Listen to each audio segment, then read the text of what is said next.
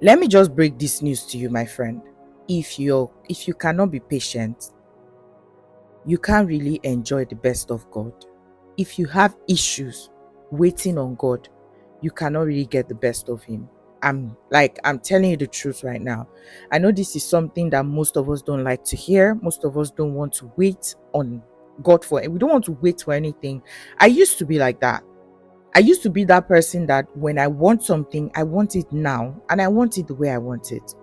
But after a little journey with God, I have learned to just release everything into the hands of God and to trust God that whatever he has told me that is going to happen, if it doesn't happen when I really want it to happen, like I want it to happen badly right now, if it doesn't happen right now, it's because he knows that I am not ready for it. The problem that many people have with God is that people cannot wait on God. A lot of people are impatient and they will not agree. You see people saying you have to pray. You have just pray more. The reason it hasn't happened is that you've not prayed enough. Well, it's possible, right? It's possible. But there's something called appointed time. There are things, of course, that we're sure about in the scriptures, like healing. There's nothing like wait for healing. Healing is the children's bread, period. But when it comes to things that have to do with destiny, things that have to do with God's calling on your life, for example, God showed you that you are going to be a minister unto women. He's going to send you to help women. God showed you that kind of thing, and you want it to happen now. Meanwhile, you are nasty. You have bad attitude, but you don't know. It might not be so bad, but God is like, and then you are impatient. I have worked with women a lot, and women can be very difficult to work with. Let's be honest. We know ourselves, right?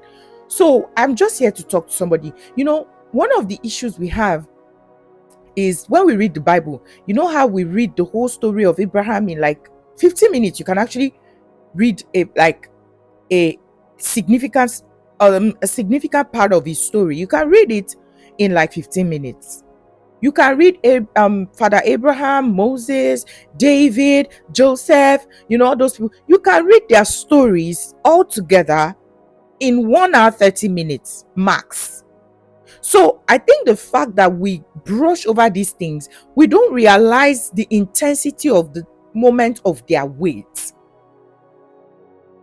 Imagine God told somebody that the person is going to have a child, and the person waited 25 years for that promised child.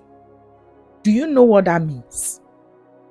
Some of us, 1 year, we're already panicking. I used to be like that. I'm not here to present a holier than thou person to you. I used to be like that. But then the more God helped me in my relationship with him, the more I realized that most of the time, the reason God shows you that he's going to do something in your life is because he knows you're going to come to him and be disturbing. So in the process of disturbing him, praying all the time, prayer changes you. You begin to change.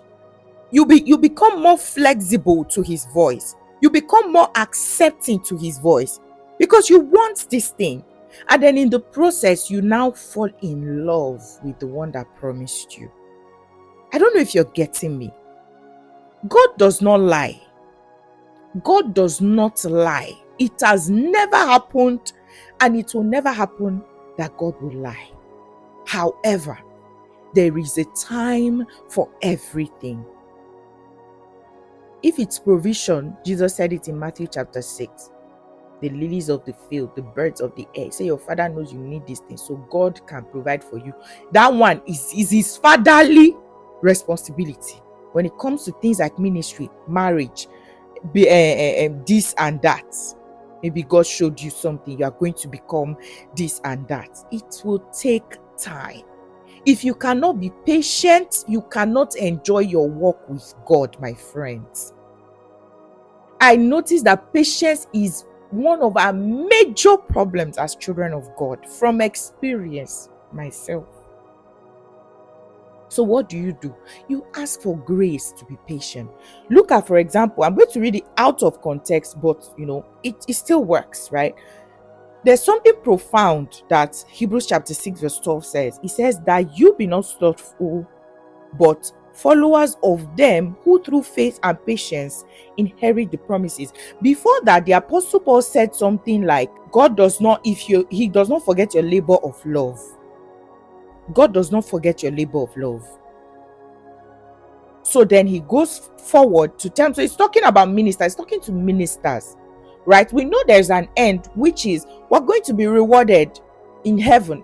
Yes, according to the good works you do, you will be rewarded. Not dead works, good works. That's topic for another day. But what am I saying? Faith goes hand in hand with patience. If you are in a haste, you don't have faith. If you are in a hurry all the time, you are in a hurry. God speaks to you today. Tomorrow it doesn't happen. You've concluded, maybe I did not hear God right. Be patient. Wait on the Lord. Wait on the Lord.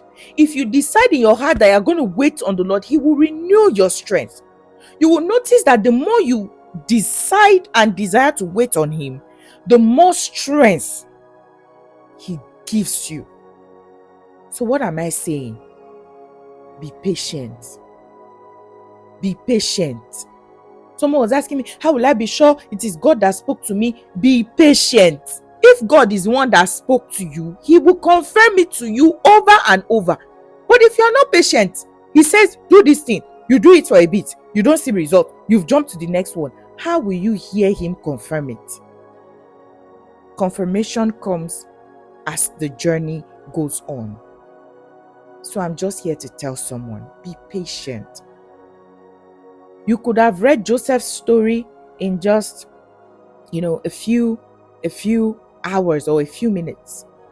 Joseph waited before he became the person he became. It was more than 15 years. David, 13 years or 17. I think 13. Was 17 years old according to, Father Abraham, 25 years.